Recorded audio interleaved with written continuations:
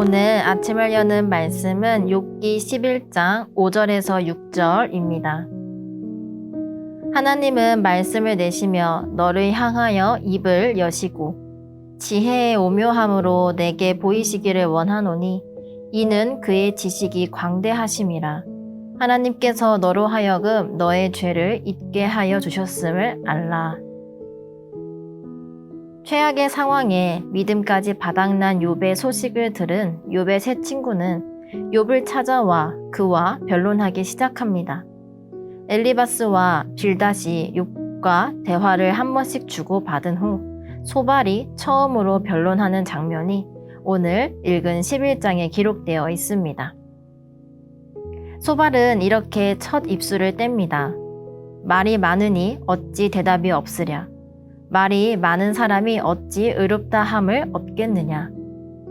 욥이 아무리 자신의 입장을 변호하기 위해 여러 말들로 변명을 한다고 해도 어떤 답변도 온전히 들을 수 없을 뿐 아니라 결국엔 스스로의 의로움에 대하여 제대로 된 평가를 받을 수도 없다고 이야기합니다.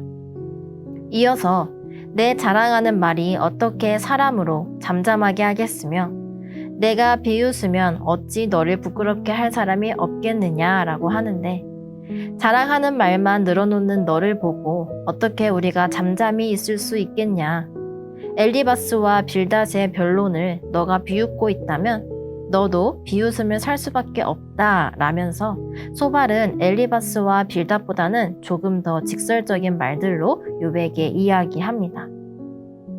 이렇게 직설적으로 욥을 다그치는 소발은 앞에서 엘리바스와 빌닷이 욥과 하는 이야기를 들으면서 특별히 4절에서 내 돈은 정결하고 나는 주께서 보시기에 깨끗하다 라고 욥의 주장을 정리하는 것으로 보아 욥은 지금 자신이 죄인임을 인정하지 못하고 전형적인 어리석은 사람의 모습을 보이고 있구나 라는 진단을 내렸던 것 같습니다.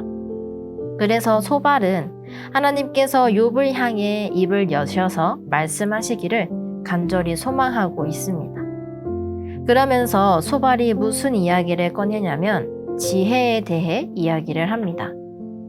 하나님의 지혜의 오묘함, 즉 감춰지고 숨겨진 창조주 하나님의 지혜가 욥에게 드러나기를 바라는데요.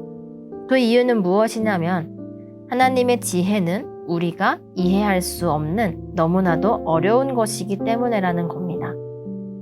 개역 개정에는 그 지식이 광대하다라고 번역이 되어 있는데 그만큼 하나님의 지혜에 대해 우리는 크고 작음을 알 수 없어서 하나님의 지혜의 시선으로 보았을 때 지금 욥이 받고 있는 벌은 죄보다 가벼운 것일 수 있다라는 것을 말하며 하나님의 지혜를 깨닫기를 원하는 소발입니다.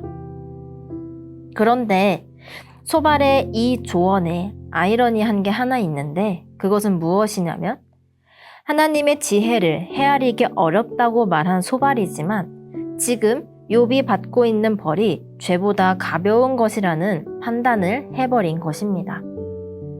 하나님의 지혜는 인간이 측량할 수 없는 오묘한 것이고 그것이 온전히 드러나는 것은 철저히 하나님의 의지로 인함일 뿐인데 하나님의 지혜를 인간의 시선으로 판단한 소발의 교만함을 잠시 볼 수 있는 부분이기도 합니다.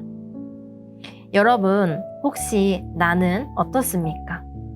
나는 오묘한 하나님의 지혜를 내 생각과 나의 시선으로 판단하고 있거나 판단한 적은 없습니까?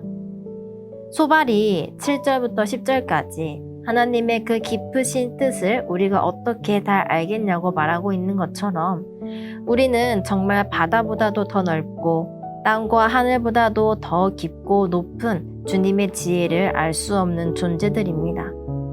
그렇기에 날마다 주님의 그 깊으신 뜻을 손톱만큼이라도 알아가기 위해 하나님의 아주 작은 지혜를 구하는 것입니다. 그래서 우리는 주님보다 앞서지 않겠다고 고백을 하는 것입니다. 주님의 지혜를 구하지 않는 삶은 자신의 죄를 인정하지 못하고 어리석은 시간을 살아가는 삶입니다.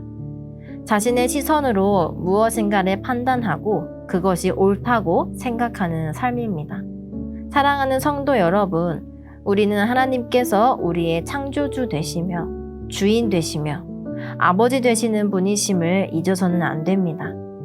그분의 뜻에 맞게 살아가는 자들이니 그 뜻을 알기 위해서는 주님의 지혜를 구하며 살아가야 합니다.